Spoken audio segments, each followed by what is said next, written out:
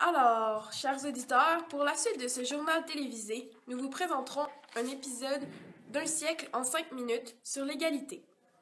Nous vous présenterons des reportages qui avaient été tournés lors d'événements importants pour cette valeur. Bonne écoute.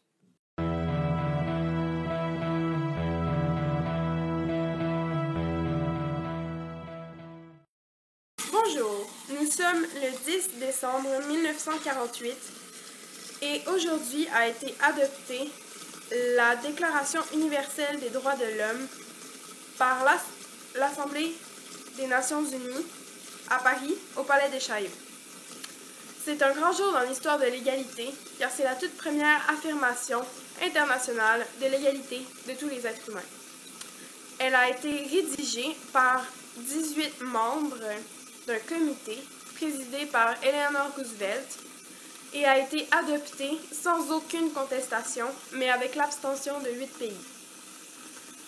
Cette déclaration avait commencé à être rédigée afin d'empêcher des atrocités comme celle de la dernière Grande Guerre de se reproduire.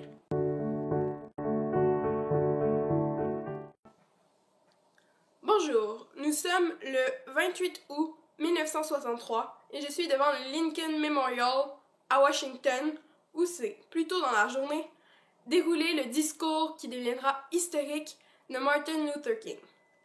Plusieurs centaines de personnes s'étaient réunies pour écouter son discours suite à la marche pour l'équité et l'emploi. Nous connaissions déjà ce pasteur états-unien pour avoir mené différentes actions contre la ségrégation raciale dans son pays, telles que le boycott du bus de Montgomery.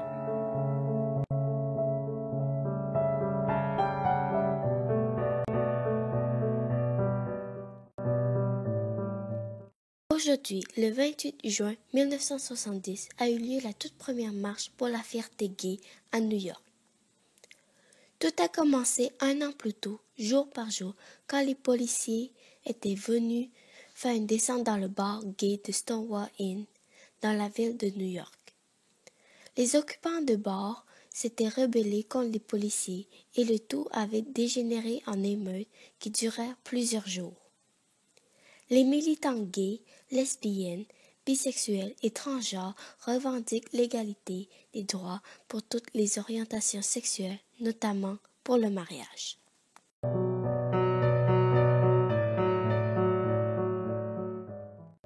Nous sommes le 27 avril 1994 et je suis présentement dans la ville du Cap, en Afrique du Sud, où Nelson Mandela vient d'être élu président.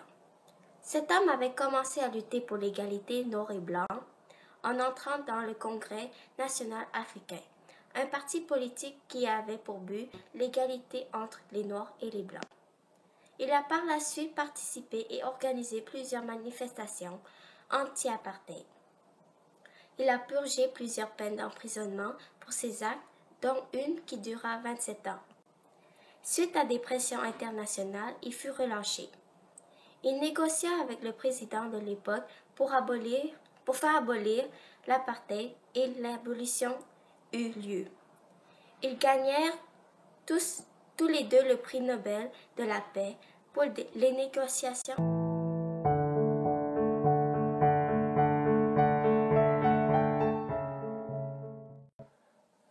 Alors bonjour chers éditeurs, nous accueillons aujourd'hui une experte dans les droits des filles à l'éducation qui va nous parler de Malala Yousafzai. Alors, pourriez-vous nous rappeler qui est Malala? Malala Yousafzai est une jeune fille pakistanaise qui est née en 1997. Et pourquoi est-elle connue? Elle a écrit un blog anonyme qui parlait de sa vie sous le contrôle des talibans et de son désir pour une éducation égale pour tous. Son blog reçut une attention internationale, ce qui déplut aux talibans, qui lui tiraient dessus alors qu'elle prenait le bus pour se rendre à l'école. Et elle a survécu.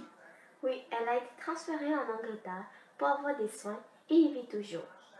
Elle continue à se battre pour que tous aient, sans exception, droit à une bonne éducation. C'est toujours un plaisir de présenter des reportages sur ces personnes et actions qui rendent le monde meilleur. Le prochain épisode sera entièrement consacré à Mère Teresa. Merci d'avoir écouté le journal télévisé et un siècle en 5 minutes. Et bonne soirée!